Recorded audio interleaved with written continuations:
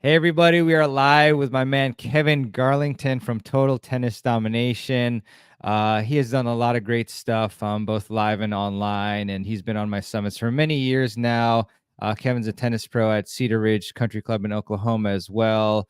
And yeah, I just love having Kevin on. He's always got great energy and just wonderful instruction. And there's so many people who are a big fan of him and Megan's work. So uh, Kevin's also a great player as well. You can check out some of his matches online, and it's great stuff. So, Kevin, thank you so much for coming here to talk with us about how to dominate singles matches. Yeah, thank you so much for having me. That's awesome to be here. Yeah, see if I can help people with singles, and they'll go watch my match and see if I follow my own rules or break them rules. This could be tough. That's But the no, hardest I'm thing super too. appreciative to be here. Yeah. Yeah, thanks, Kevin. Yeah, it's tough, I mean, like obviously we know what we should be doing, but execution is a little bit tougher. But I've watched you, and you definitely. I'm also very impressed too, like when you're playing, like obviously, like in between points or like in between games, like the way you speak about like what you should be doing, like it's really really good stuff. So like Cool. you're a very intelligent player out there. So yeah, Kevin, I know you have some content for us as well, but maybe I'll just ask you one general question, then I'll let you Yeah. kind of like lead the line and stuff. But um, what do you think is one of the biggest mistakes that players are making in singles matches? One of the biggest mistakes that players are making in singles matches. Um, Man, I would say honestly, getting to understand how the court works, just in a geometrical sense. We'll talk about that too. Yeah, I'm glad you brought that up. But just understanding where to be for certain shots. I mean, I think, I'm sorry, I'm going to break this down to two things: where to be for certain shots, and you absolutely nailed it when you said the word execution. I think sometimes we try to be too tricky and too fancy, and we're trying to oh, I don't want them to let them know that I'm going to do this, but we don't execute the shot. So it's like, well, it doesn't matter. And so I think above all, understanding that how important execution is over doing fancy stuff. I think a lot of players. I mean, and there's great content out there about like doing this and doing that. But honestly, sometimes just to spill the beans, I tell players sometimes, hey, I just want you to go out there and make four balls. Like I don't even care where it goes, just four balls, and you'd hmm be amazed. And I think, which I don't know if he's on the summit, it might be Craig O'Shaughnessy has this stat that I think is just important, where it talks about where 67% of points are won within the first four strikes of the ball, and that's really yeah, just like my serve and the next ball. And I remember hearing this stat years ago when we used to work with high performance juniors here in Tulsa, and I was like, no way, come on, right. that's a joke. They And seem so like a lot of literally, points. yeah, I know, I went up that day because we had all our kids. Just to give people kind of context, we have a couple kids that are pro right now. They're top like maybe 400 in the world. We have a Yeah. bunch of kids that went to like top universities, Georgia, Illinois. I mean, a bunch of kids who were top 10 in the country. And so I literally went out that day. I was like, nah, not true, and got a sheet of paper and tracked every match that day. And I was mind blown. I was absolutely mind blown. Where I was like, oh my god, he's 100% right. And so I think just to keep it simple, I mean, I don't want to like ruin the whole presentation. It's like, can you make four balls? Can you just make four balls? Not even like cross court or inside. Just can you make four balls for a lot of people, and that will improve your singles already. Yeah, yeah, that's huge. I just told my friend the other day about that because she was going to play singles for the first time in a while and was kind of like a little bit nervous about like how it would go. And I just kind of told her that stat, and she ended up doing well. But yeah, it's really about the Yeah, consistency, and even like I even found in doubles too, man. When I was playing all these matches, just like whoever's a little more solid, like making a few more volleys, few more ground strokes returns, like they're the ones winning. It's like nothing really yeah. that special to win. Yeah, no, you're totally right, and I think it's understanding that, and I'm gonna try to make this presentation very applicable to all different levels, because at different levels things start to change, and maybe just making ball, you still have to make balls, you can't get away from that, but just making balls, you might have to have or do something with it. And so I want to make sure when I'm talking about things that everybody understands that you have to kind of interpret like where's my level. And I think the thing we all want to do, I mean myself included, you want to do the fancy stuff. You want to do like the inside out big forehand, then Alcaraz drop Oh yeah. shot, and then I mean, you're like, yeah, that's where it's at. And honestly, it's if we can get just a little bit more solid in things and have a little bit more understanding, the game starts to become, I think, simpler, and then it makes it easy for us to figure out how to improve. And I think that's for me, at least, singles isn't just about, hey, I'm going to play singles. It's like I'm going to play singles, and then I need this way of having a feedback loop so I can improve my singles, because I don't think every match is the same. And you're just like people aren't the same. Well, everybody's going to be different on the court. They're going to have different strengths, different weaknesses. And the better we can get at dealing with all these different players and how to do that in a simple way, I think the better singles player you can become. Yeah, 100%, Kevin, 100%. Good stuff. So, yeah, with that, Kevin, I know as you mentioned, you have some visuals you want to share with us. So feel free to go ahead with your presentation, then we can take some questions. Yeah. No, awesome. So I wanted to start with like some just general principles that at least I think about. And some of this may not seem new to anybody, because here's the honest truth, and I think this for myself, and I think this for a lot of other tennis pros, but I'll let them speak for themselves, that there's just not a lot of new groundbreaking. I mean, Craig O'Shaughnessy did stats, so it was there, but he presented it to us. So a lot of the stuff I'm doing is like my experience, one, my gathering from working with and having the opportunity to work with a lot of awesome, great coaches, and like through the years have taken all their information and bottled it up in my own way of seeing it. So if you hear something, you're like, oh, I heard that from so and so, you probably did, and they probably heard it from so and so too. So I just want to make that clear. But the first thing I like to think about is that when I'm playing, that there's no one strategy that works for everybody. And I love Craig O'Shaughnessy. I love what he talks about, where he really goes into stats. But I think there is a little bit of a, not a concern, but sometimes we go, okay, I need to take this shot here because the stats say it, but that particular one player might be the player that likes that situation. And so what we have to get good at least I think in singles, is having some awareness and learning to slow down. And the more you can have awareness, what you can do is you have the ability to figure out what's going on and then beat a lot of players. And the more you can figure out what's going on, the better you're going to be at beating different players.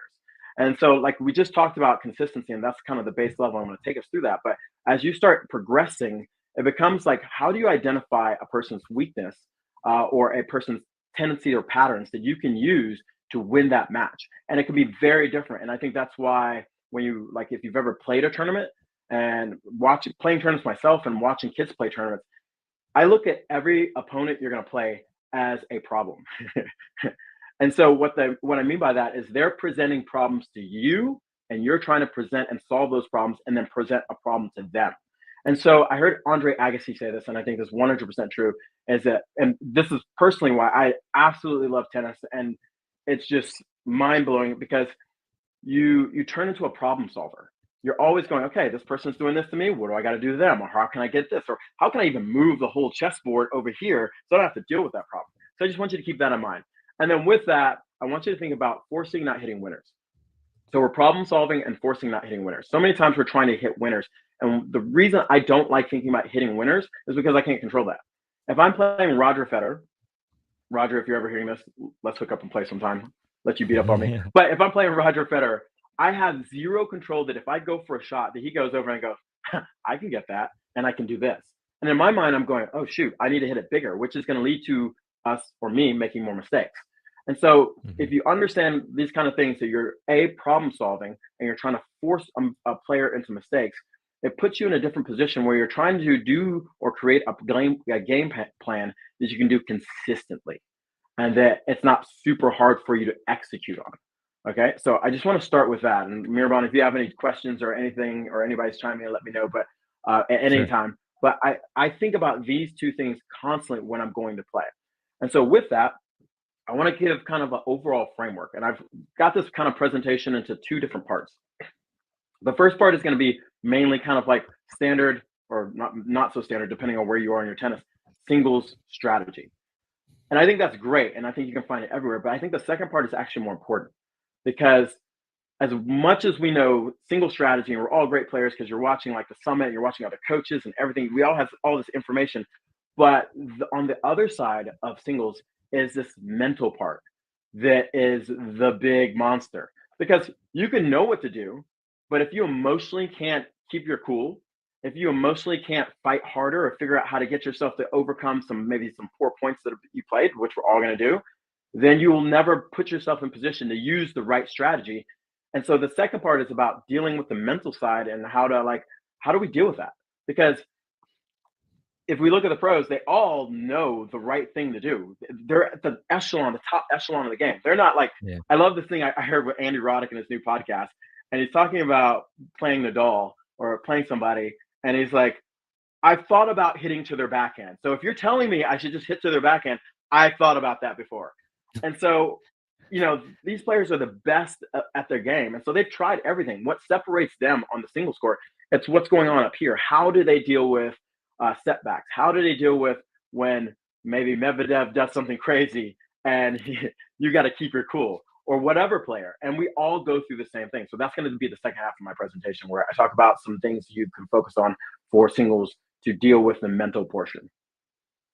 Yeah, that's really, really good stuff. I mean, yeah, it's sometimes you say, okay, I know I have to do this, but then you kind of like in the moment, you kind of like seize up and like you kind of you fear like failing. Like I was talking with Gigi yesterday about poaching, and there was a question about how a lady like she wanted to learn how to poach better, and but she was like afraid of doing it. And so yeah, it's really like we know what to do, but it's hard to execute. So yeah, I'm looking forward to you to digging deeper and helping us with all that stuff. Okay, so the very first thing I like to talk about for singles is understanding recovery positions. And this might be something you already understand, Mm, or it might be something you don't. But I think a lot of times when we go out and we try to play singles, if you don't understand recovery positions and where you're supposed to be based on the shots you hit, you're going to be in so much trouble. Because I've had this where I have a lot of ladies who play doubles and they started to play singles and they're like, man, singles, you got to run so much. I'm like, really? I mean, you do have to run a little bit more, but not, I mean, if you're in the right spot. And then I watch them play. And so the very first thing they would do is always recover back to the middle, no matter what shot they hit. And so that would cause them a lot of pain. So let me go to the whiteboard here for a second. And we're going to talk about the basic recovery positions. And when I say recovery positions, this means being in the center of your opponent's two best shots by the time they hit the ball. Now, I'm not saying you can't anticipate and fudge that, but the basics starts with just being in the center of their two best shots. So we're going to start here. Oh, we got a little fuzz. Let's see if that clears up in a second. We're going to go back and forth. Sorry about that. There we there go. you So, go. so I'm going to bring out my stylus here, and I'm going to start here, and this is going to be me. So everybody knows. And we're going to talk about where's the middle of their two best shots. And so let me turn this on. So if I hit the ball back up the middle, where's the middle of their two best shots they can hit? My opponent can hit the ball here, or they can hit the ball here. So basically, I'm already in the center of the two best shots. This is really important. And I think this almost gets overused because we hear a lot of times in the beginning, hit and get back to the middle, hit and get back to the middle. And if you're new to tennis or you're fairly new to tennis, you're like, okay, the middle of the court. But the middle changes. And so what we want to do is start to understand that. So now, if I am here again and I hit the ball over here, where's the middle of their two best shots?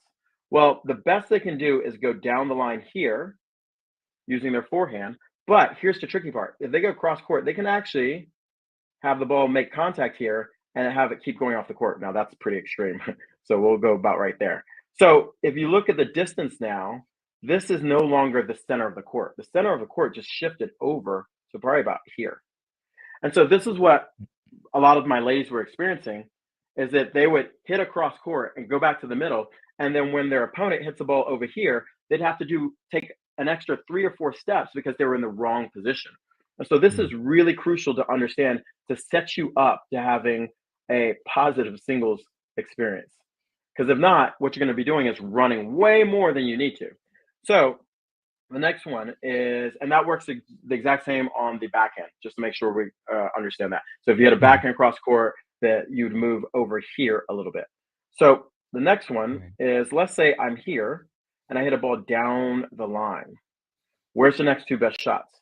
They can come back down the line so they can hit here, or they can hit here and have the ball bounce off the court. Now, this is where it gets problematic because you see where the center is the court, and you also see how much distance I have to run. And this is why a very simple single strategy a lot of times is to just go cross court until you get an opportunity to go down the line. Because basically what you're trying to do in that situation is avoid putting yourself in a bad situation. Now, I'm going to go ahead and fudge a little bit and give you some ideas. So if you do want to change directions, and this makes sense as we go through more of the presentation, if you do want to change directions, what we need to do is buy more time, because what you're missing here is you don't have time to get over here. By the time you hit it down the line, your opponent can run you and you're not going to have the time. So you have a couple options. You can lift the ball up to buy more time Mhm. so you can gain more time to get here. So hopefully that makes sense with everybody, and Yeah. understanding that, because if you don't get back to the right recovery position and you're trying to run a play or a strategy, or even if you're just trying to keep the ball in play, then you've already set yourself up to have to run more, work harder. Over time, it's going to take its wear and tear on you, and you don't want that. So I just want to make sure everybody understands singles strategy or singles recovery. Okay. Yeah, that's really good. I mean, because I know that for a lot of players, like it's kind of ingrained in their head from their coach that says recover to the middle, but then like visually they're thinking the middle is always at middle hash. But in reality, like you said, obviously when you're hitting down the line, you got to move a little bit further than the middle. So yeah, I mean for sure, like when I try to switch it up with like a down the line, I'm like as soon as I finish my stroke, I'm like immediately like really hustling like more than usual because I know like I got to cover that extra angle that they have now, or like the middle is shifted as you said. So Yeah. yeah, that's really good stuff. Yeah. So the second part is I like to break up the phases of play, and I learned this from a coach who's passed now. He used to work at Bulletary, and so again, if you hear this somewhere and you see it, you're like, I got it from a coach, and he got it from a coach, and so it's just been passed down. I'm going to pass it down to you. And so the next thing is the different phases of a tennis point. The first phase is the start, and the start is basically either your serve or return. This is how any point obviously gets started. And so I'm going to give you the basic framework, and then we're going to go dive back in and see how we can use this not only to start setting up patterns, to also start analyzing what's going on in the match where you can make changes or adjustments. The second part is the rally. The rally portion is kind of like I think about a boxing match where they're going back and forth and kind of no one's really hitting each other. They're kind of going back and forth trying to figure out maybe they throw some like little fakes or something. But there's no like opportunity, which is the next phase where maybe they throw one punch and then they're like, ooh, there's an opening there. And an opportunity is a ball that I like to say where you can be in position, you're not losing your balance, you can rotate and you have your balance. So a lot of times, I always ask this question when I'm coaching: is like, are you in charge or in trouble? And so many times people are like, I'm in charge. It's like, dude, you're running off of the court and the ball is like a foot off the ground. You are not in charge. You are in so much trouble. And so the rally phase or the opportunity phase is when you're in charge. It means generally you're moving inside the court, you're balanced, you're not falling over, and you can rotate. If you're on the run a lot, it's going to be hard to have a full body rotation. So those are kind of some key guidelines or criteria that I like to think about. And finally, there's the finish. This is where I've made it to the net and I have a ball that gives me an opportunity where I can hit down into the court. Obviously, you can still have to hit up on the ball. That's not necessarily a finishing ball, but if I can hit down, sometimes even if I get a short ball inside the service line, that may be a finishing ball. But honestly, I would like to say, because when I think about finish, this is the one opportunity or the one time where I'm thinking like you should finish the point because you're so close to the net. The opportunity for you to finish or take away time from your opponent is so great that you should be able to hit kind of a winner. And so this is the only time where I'm thinking like place it here and they shouldn't get there. So hopefully that makes sense. And so if you understand this now, it gives you at very different levels opportunities to start thinking about, okay, how should I play? And so at the basic level, we want to start thinking like, hey, just get the ball in play, just start your return, start your serve, and that's totally fine. But at more advanced levels, you start to think about where should I place this to maybe get an opportunity. And so this is really important. If you understand these phases, you can start analyzing your matches. And I'm going to give you next kind of like levels of aggression. And so this is something I always think about, where it helps me think identify like where should I start, because really what I want to do when I'm playing singles, I want to use the least amount of effort to get the maximum return.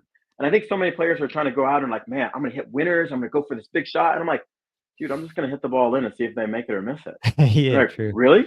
It's like, yeah, like let's hit a couple balls and see if they make it or miss it. And so the pyramid, I'm going to cut to this. Oh, we got fuzz again. Hopefully it'll clear up. No worries. So the pyramid here starts off at the base. Come on. Maybe you switch again like before? I don't I know. swear. I Oh. feel like it's I like know. I mean, we lagging. could still see the pyramid. It's just Oh, there we go. yeah. Okay, so that at the bottom of the pyramid, at the base of the pyramid, we have consistency. Okay? Mm, And so this means just get the ball in play. And consistency can mean different things for different levels. At let's say a 2-5, 3-0, and maybe even a 3-5 player, it might mean just getting it back in the middle. At a higher level, maybe be consistent cross court. Okay. And so I'm always thinking about in a match, I don't want to do anything crazy. I'm just going to like make balls. And if my opponent can't make balls, guess what? I don't do anything else. Okay. I do not do anything else. I call this ATM. And I use this analogy because I think it's super important. Where if you walk in front of an ATM and it starts shooting $100 bills at you, what do? You don't do anything. You sit there and you take the money. You don't touch yeah. the machine. You don't make funny faces at the camera. You just take the money. You let it keep happening.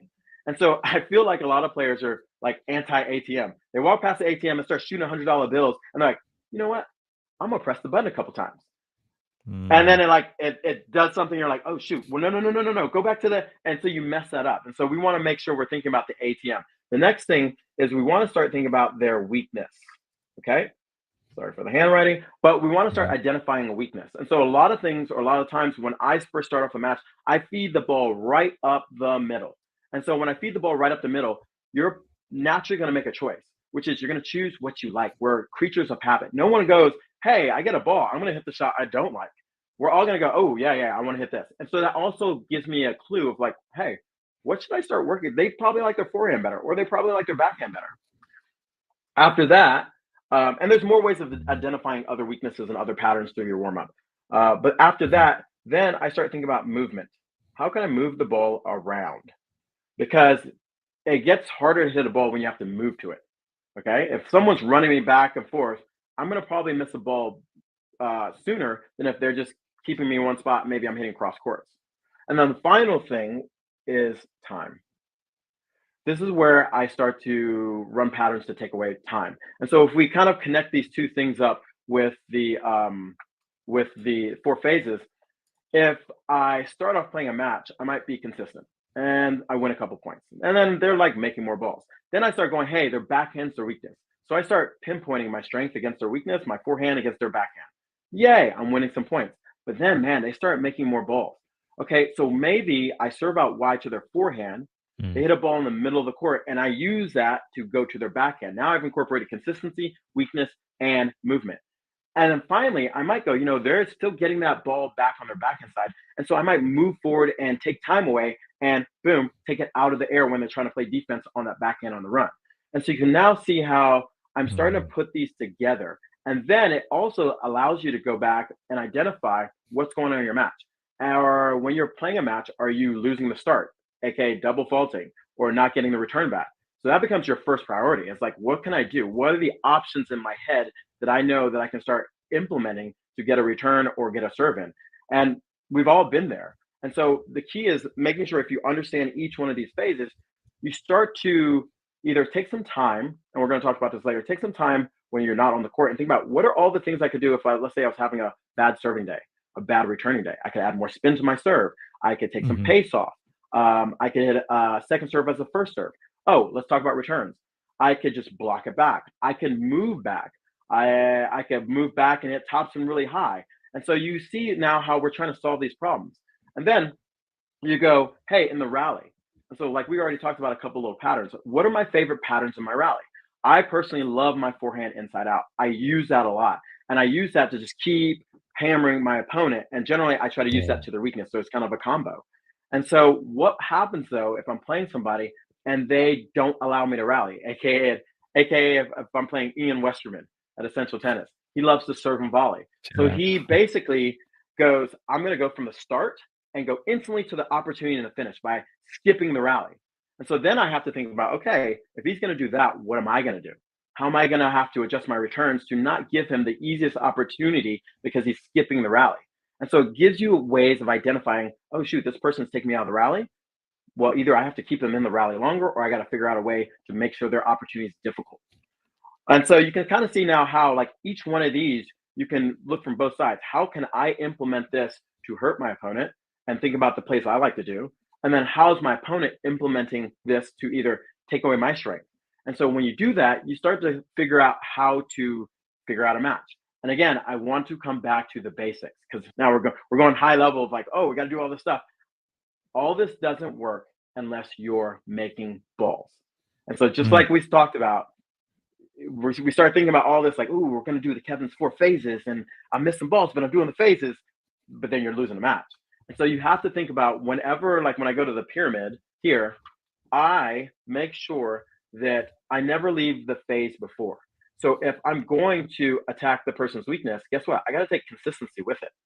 If I'm going to start attacking weakness and movement, guess what? I got to take the consistency with it. And obviously, if I do time, I have to take the consistency with it. You're always going to take the consistency. And so, because of this, it also gives you a way of practicing. Because so many times we'll go out and we play matches and then we lose a match or we win a match.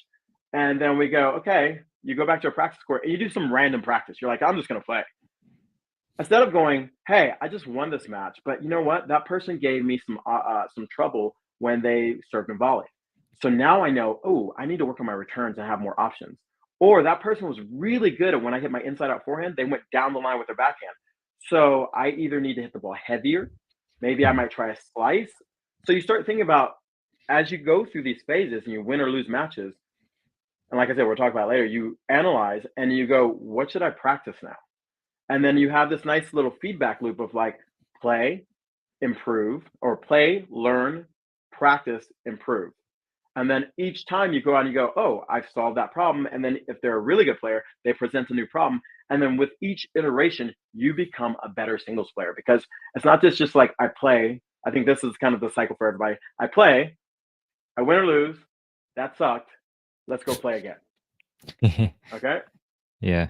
Yeah. So I want to stop there because I've already given out a lot of information. Let people maybe if they have questions or if you have questions that you could shoot and we can hammer some of those out. Yeah, that'd be great. And yeah, I put the banner up here for, consistency, weakness, movement, time. Just really great framework for you to think about. Um, so I guess a question for you, like what do you think the best way is to develop consistency? Is it kind of like thinking in your mind, like for targets, or is it like hitting, on the ball machine? Like how do you think we can best develop consistency better? I think there's all kind of level or ways you can develop consistency, but I think the best way is to practice, get as close to the real thing as possible. Okay, and there's levels from this. So if you're just beginning out and you're like, hey, I'm hitting with a friend, but we can't give any balls in play, and so it's not really serving us. Go on a ball machine. And so when you practice, and this is, I think, really important, when you practice, we need to practice very close to how you play a match. And so you can Mm. do this with a ball machine, you can do this with a pro feeding you a ball, or you can do this with a friend. What I mean by this is most players go out, and we're going to talk about this again. This is kind of touches a little bit on the mental side. Most players go out and when they practice, what do? We have fun. We have practice, and yay, we hit a couple balls. But if we're using the ball machine per se, we hit one, we miss one, we hit one, we miss one, we make two, we miss one, but that's not a match. What I would say if you're going to go out with a ball machine is now add accountability and pressure because that's a Mm. match. When you are playing a match and you miss a ball, what happens? You lose a point. Hence, that's what creates the pressure in a match where so many players are like, I practice great, but then I play bad. Because in practice, you're having fun. If you miss one, it's not a big deal. Maybe you're doing a drill for pro and they just feed another ball. I've done it too. I mean, we all do it because you're just having fun or you're learning a skill. But then when you want to transition that skill to being something where you can perform in a match, you need to add pressure. And so Mm. if I'm using a ball machine, I would do something. I love this drill. I always recommend it. It's kind of like 5x5, where um, you have to hit 6 balls cross court, just in cross court singles, and then you have to Mhm. do that 5 times. So you hit 6 balls, boom, boom, boom, boom, boom. Stop, Mm. then hit another 6 balls. If you miss Mm. that six, you have to start over. And so you have to get the 5 sets of six. Then you take to the next level. You have to hit 6 balls past the service line. Mm. And if you miss one ball short, wide, or whatever, you start over. And then if you're Mm. just a baller, you have to hit 6 balls Like Kevin. past the service line. And if you miss any one in any set, you start all the way back over. So you don't just start Mm. that set over. Make sure we're clear. We start all the way back over. And so you start to feel pressure because you're like, man, I don't want to start all the way back over. And if you're really a baller, anytime you miss one of those balls, you make yourself do something. Like you run a lap, you do some push-ups, you do something, because now there's connected pain to your mistake, The just missing, like in a yeah. match. Yeah. And Right, so right. now you start inoculating yourself and Mm, start kind of having this, like, it's like a cold shower. The first one's like, oh, this is brutal. And then by yeah, like the 30th one, you're like, okay, it's not so bad, because you right. get used to it. You've put yourself through that so many times that you're used to dealing with pressure. And so, but so many times we do the opposite. Again, this leads into mental, but we do the opposite of, like, we want the easiest route. Like, oh, come on, you made me run on that cross court. I expect you to hit the ball to me. No, you want your practices to be hard. I used to sell this thing to my kids when we used to do drills and stuff. Is like, we want to train like the Navy SEALs. And they have this motto where training must be harder than the actual environment they're going to be in. And so they would practice with real bullets and crazy stuff, and people would really get hurt. And it created such a high, intense environment that when they go out to the actual real life thing where bullets are flying, they're like, there's no difference. We've been doing this all the time. And so this is really important, because if you do start practicing this way, you start inoculating yourself against pressure. And so you can do that same ball machine drill with a pro feeding you. I used to do it with some of my kids where I'd feed them balls and I have to do the same thing. You can do it with a hitting partner, and then either tell them or not tell them. And if something you miss, maybe you do push ups. Okay. So that's a lot of different things you can do to start kind of building your consistency, because consistency comes down to, you have to have a decent amount enough of technique to make it work. Then also you have to be able to execute that technique under pressure. Yeah, I really love that. I've obviously heard about introducing accountability when you're practicing. It's huge, and the having the environment be serious, like during a match. But yeah, the connection of like the pain element is really good, because obviously, like you said, when you miss a point, you may feel some emotion. Obviously, you lost the point, so it doesn't feel great. I mean, for most of us anyway, some of us are amazing that we can just like kind of brush it aside. But yeah, when you introduce that you have that pain of like, oh man, like if I miss this ball, I have to do 10 push-ups. Like that's like you're playing under pressure just like you would during a match. I really love that. And that quote you mentioned, and kind of likening it to the Navy SEALs. So yeah, that's really good. um we have a Cool. comment from, oh yeah, sorry. No, no, I just said cool. Oh, cool. Yeah, sorry. Yeah, Yeah. yeah. And so Lisa has a really good comment here. She said, I also write down 3 things to work on after every match. It's a process. That's really Oh, good.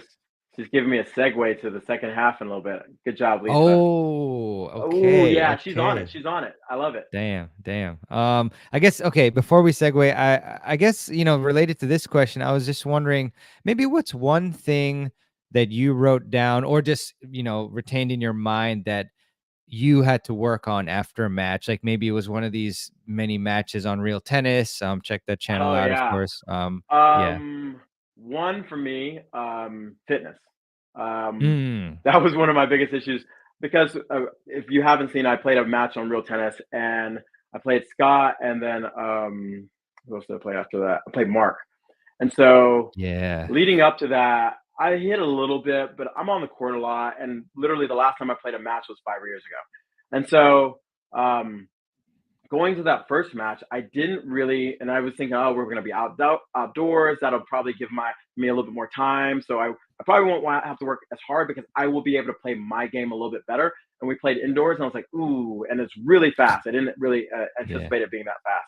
And then Scott played really well. He's a Hmm. really good player. And Yeah. so my thing after coming away from that match, because ironically, I downloaded the match and I started going through it and going, okay, what would I do different? What would I do better? Was fitness. You Fitness, and cramped, this is something, I think. yeah, I totally cramped. The first Yeah. we played with, like, I think at the end of the second set, I was already feeling where my legs were like, oh man, they're gassed. And I wasn't Yeah. ready for that.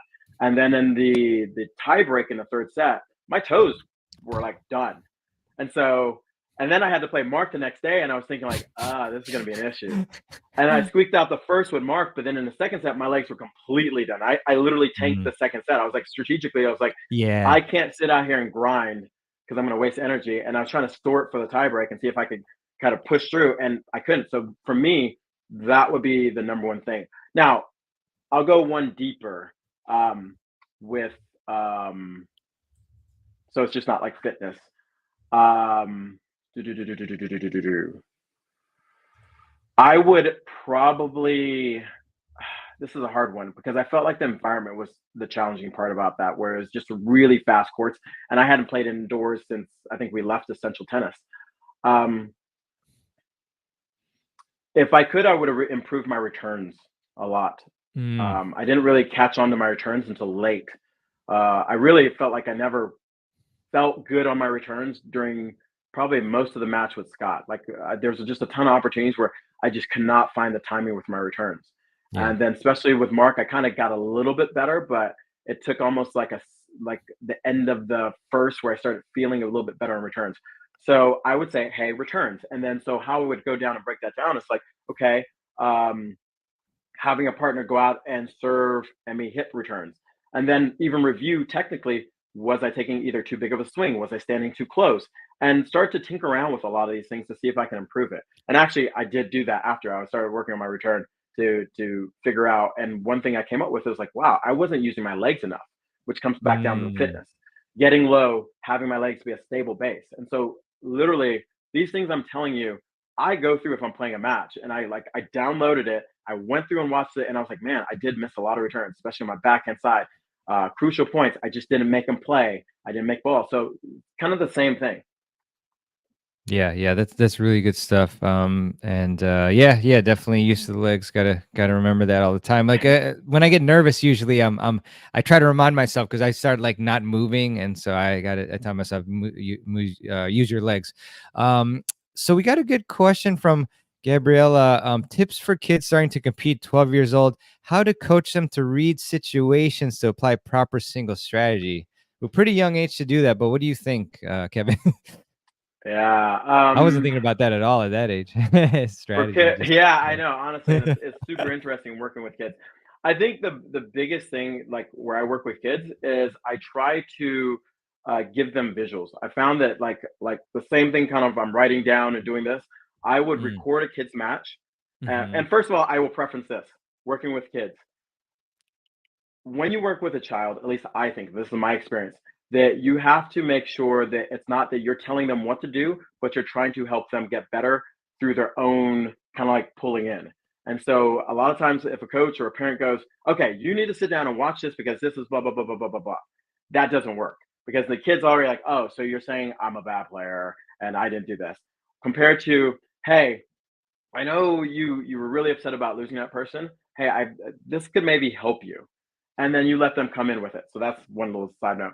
But I would say honestly, having a kid watch your match, but being able to point out the framework we just or actually I haven't talked about a different framework, but a framework that I'll show you in a second, which mm. really helps them simplify the court.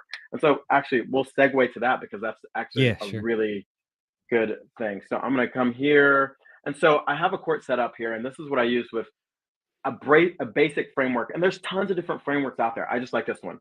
And so the CCs represent going cross court. Okay. The change directions means the ball's in the middle of the court, and I am now allowed to, if I want to change directions, I can go anywhere I want. And before this gets too messy, I'm going to take some of these off. And the 50-50 is where I go down the line or I go angle to pull my opponent off the court. And then this is actually the middle here is just where I'm going to attack and move forward. And so I'll have a child, we'll go out and we'll drill just like, oh, identify when the ball is in the CC area and just go back cross court. Okay. And get them good at that. Oh, identify, hey, the ball's in the middle of the court. Now, let's say they did go cross court and this is in the middle. Now you have a ball that you can change directions. And then if the ball's over here, they go cross court. And with this side, especially right-handed, left-handed, or whatever, if you're right-handed, you start looking for them to kind of upgrade. And instead of hitting backhands here, they're going to hit, forehands here. And they still follow this pattern. So if they hit a forehand from over here, they go inside out. If they get a forehand from here, they're going here. And this helps them to, instead of making it where playing singles is kind of like, and I remember this when I was a kid, and my coach used to always try to explain this. So I was like, I just don't get it. Like you're choosing, why are you choosing the shot?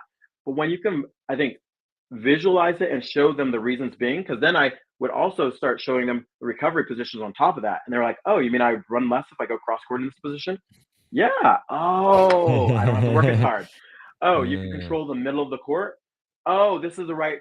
I was trying to like go down the line when I was in a CC position, and then this was where I was making mistakes. Oh, and then they start figuring out the patterns, and that's just a base pattern, and then they can start exploring. Because I like to think about I don't know who said it, but first you learn the pattern, then you learn to break the pattern, and that's where the mm, creativity comes with like figuring things out.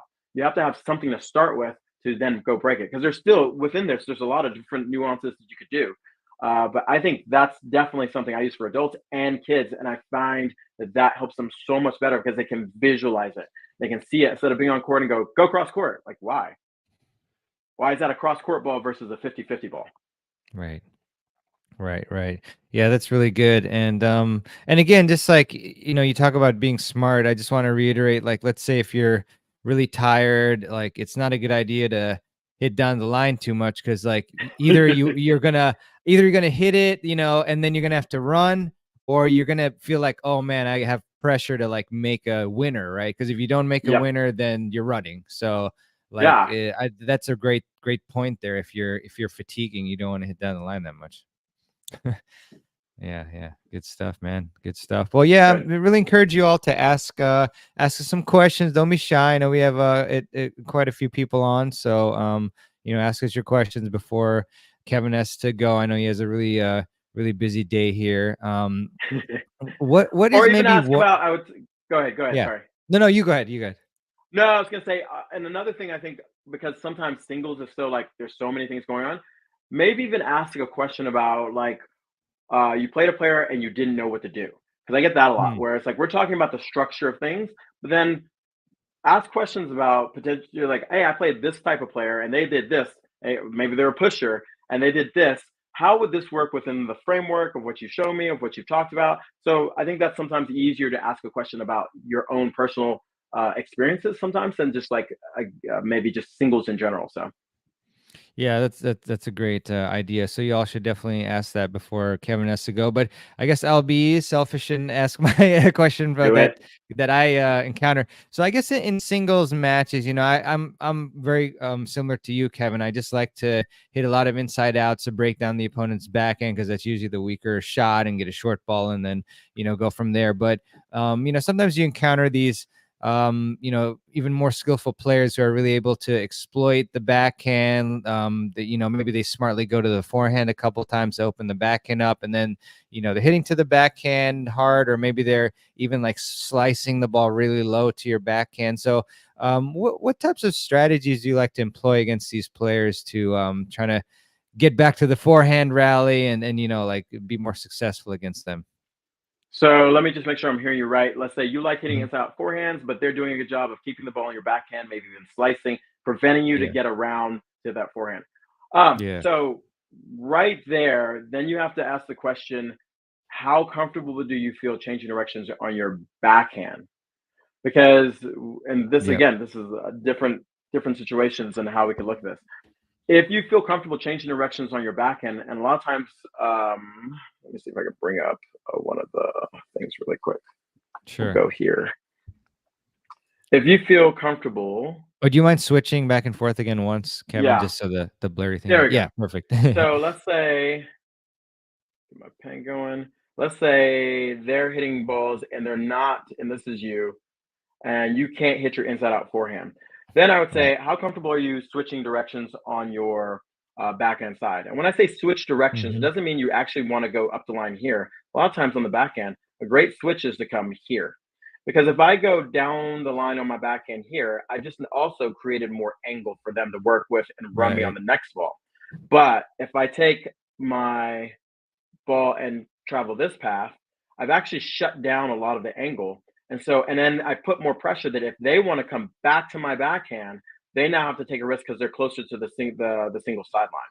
Sorry for all the craziness, but No. closer to single sideline. So now I'm pressuring them to either go to my forehand, which is something I might want, and then I can either, if I get the ball I want, go here. Another way is then you might test out if they're hitting a normal backhand, pushing them away from the court. So you can hit your backhand high, more loopy, Mm, pushing them away from the court. Since they're back here now, the safer shot for them is to either come middle or back cross, and that gives you time to run around and hit your forehand. And so you have kind of like those mm, two plays you can do. Trying to think of any other plays you could run. Another that's thing, good. potentially, depending on how they are, if they potentially don't like the net, is you can go cross court and then hit a short like slice or even like a drop shot off of a ball that gives you opportunity. This is the reason Mm, why they're trying to reset their position.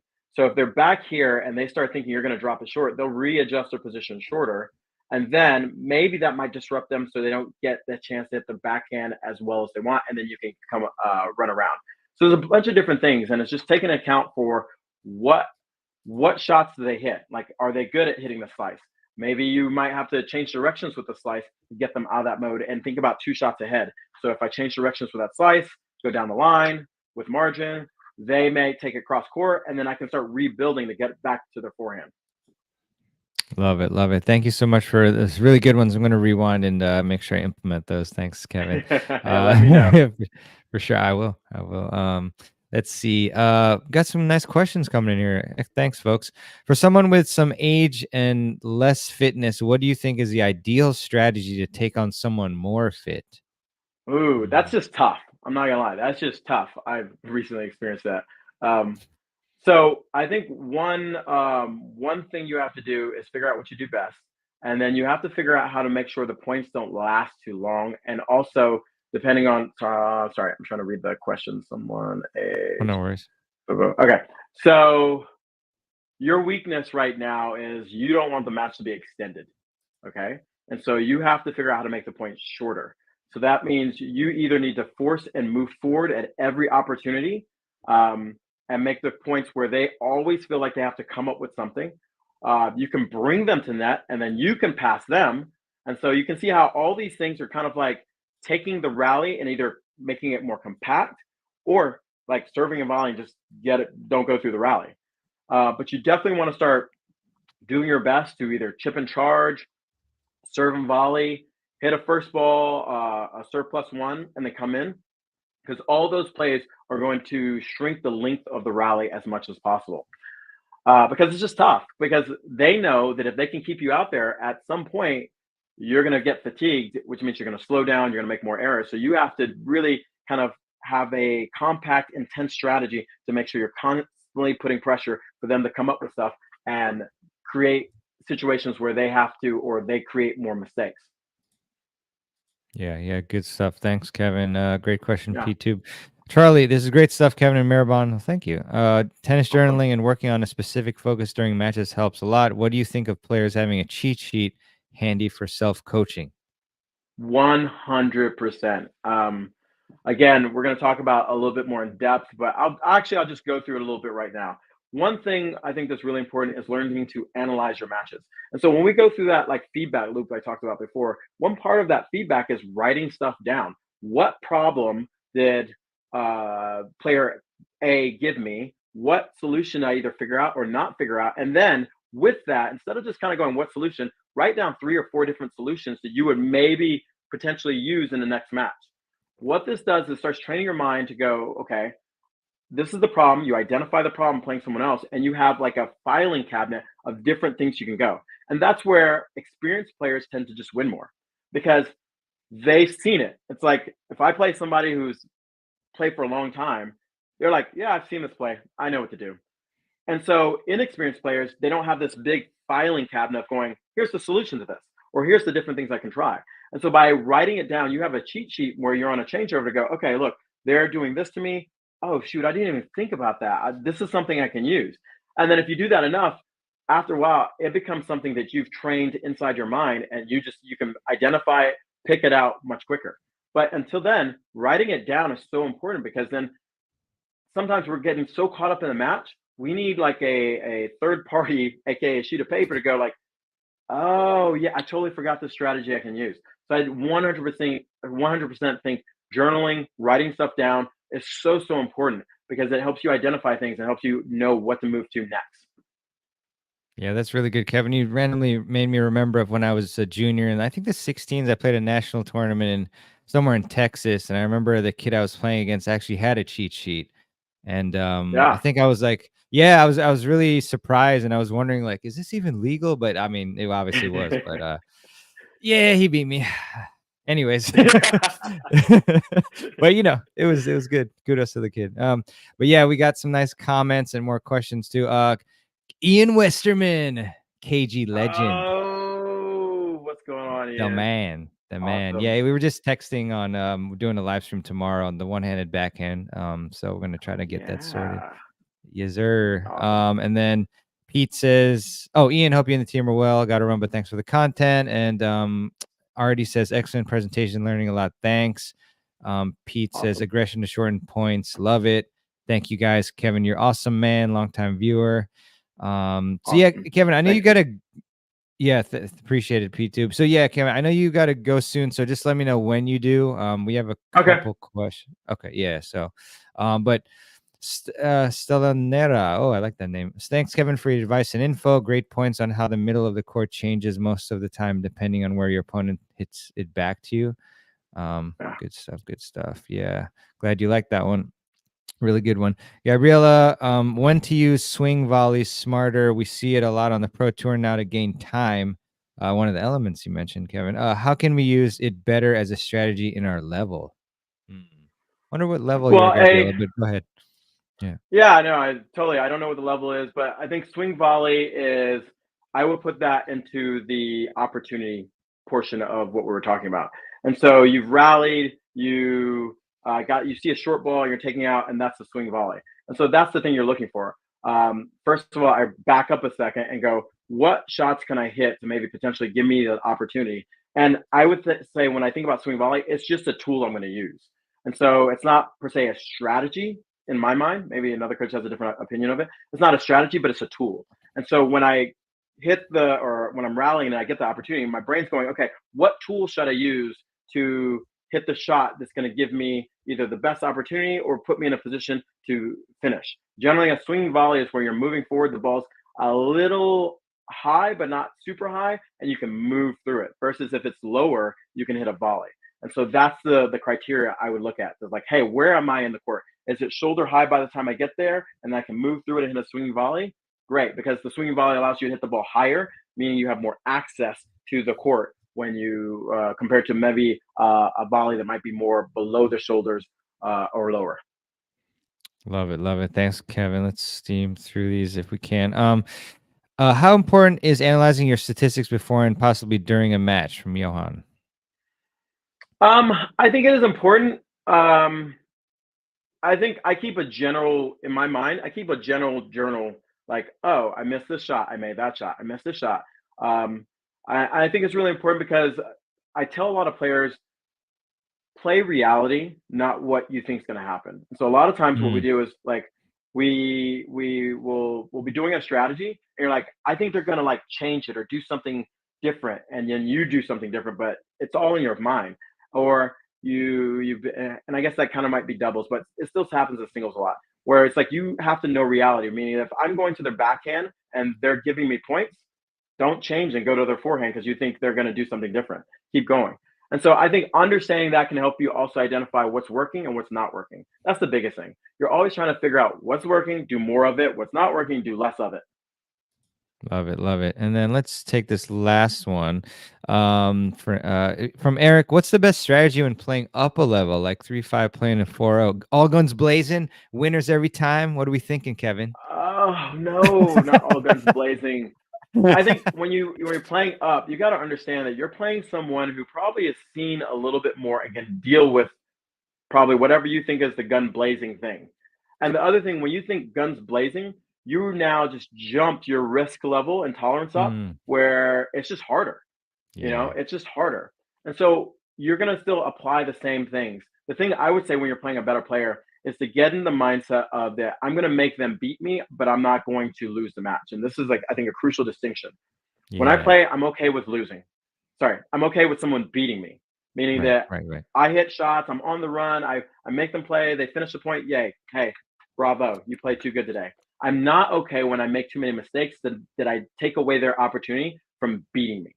And so when you play better players, you have to do that. You have to make them beat you. And I think the problem with a lot of players when they're playing up, they think guns blazing, let's go, boy. Let's bring out the big boys. And then you wind up making too many mistakes. The experienced player just goes, I'm just gonna make balls. I'm just gonna make balls. They're gonna make mistakes. And I've played that way when I'm playing down. I've played somebody who's not as good as me. I'm like, why should I even try to do anything fancy? They're gonna go for a lot of shots. They're gonna miss enough. I'm gonna win the point. Don't even worry about it. And so you have to put a better player in a position where they go, oh shoot, I gotta like play. I gotta win. I gotta like play my shots. I have to do something because they're not missing and they're making me or they're putting me or forcing me to come up with something. And so I think that's the balance you have to find and not go guns blazing, but go force the better player to beat you. Yeah, love it, Kevin. Love it. So much good, great content here today, Kevin. Just want to ask you to let the audience know like what they should or where they should go to follow you, or any like Yeah. projects coming down the line, anything like that. Go to totaltennisdomination.org. What I'm doing right now, on the homepage, I'm running a free community. So everybody's welcome. I have a bunch of my courses in the community. I just want to know and help players get better. At some point, I'm going to come out with some new courses and stuff, but I just been interacting, answering questions, and just being really personal with the people in the community where we talk about singles, doubles, technique, and it's just super interactive and it's totally free. And so I'm going to do this for a while. And I think this is, for me, kind of like the coolest thing to get to know what is so many players' issues and what they're dealing with, and then help you with that inside the community. And so we have 100 plus members, all free, tons of content where there's courses on forehand, backhand, serve, volley, everything. And it's 100% free. So there you go. Sweet, sweet, awesome. And I put the link in the chats here. So totaltennisdomination.org. Definitely check that out. Love it. And Selenera asks, are there any in-person training events coming? Do you have any of those coming I up? do VIP. I've had a ton of people fly into Oklahoma. We haven't done a actual event. We're thinking about maybe next year, um, finding an event. If I will put this out there, if anybody knows of a place where they have courts that they let us know or something, because that's always a big issue. Just in Oklahoma, it gets really hot here during the summers, and we don't have indoor courts at our facility. So I always Mm. hate bringing people in, and if the weather gets a little dicey, so that's why we haven't done a lot of events. But we are planning to do some events probably in the next year. We're kind of been working on some logistics with different things and testing some things out. So we are planning to do some events because I think that is a very cool way of helping players being in person, and then you just get so much feedback so much quicker. Yeah, awesome. Definitely, Kevin. And yeah, if you by any chance, need some court connections in Maryland, if you have some people up there, let me know. We can try to Okay. get that Okay. going Get so I that can see going. I like it. you. Yes, sir. Yes, sir. So, yeah, Kevin, awesome stuff. And totaltennisdomination.org. Definitely check that out. I also put in Kevin's link for the All Access Pass if y'all want to support Kevin and get that through there. But Kevin, thank you so much for all your time and best wishes with everything. And Yeah. Thank you. yeah, hope to see you again soon and really appreciate it. So always a pleasure. Thank you so much. Thank you for letting me be a part of this. I look forward to this every year, doing a cool presentation and seeing you. I mean, come on. Everybody give Mirabana a round of applause for putting this on. It takes Thank you. so much work and so much effort to organize a bunch of random tennis pros all over the world into Yeah. one Yeah. situation, and you do a phenomenal job. Oh, thank you so much, Kevin. You're so kind and do an amazing job yourself. So thank you, and thank you everyone, and we'll see you on the next one. See you guys. Good luck. Thanks.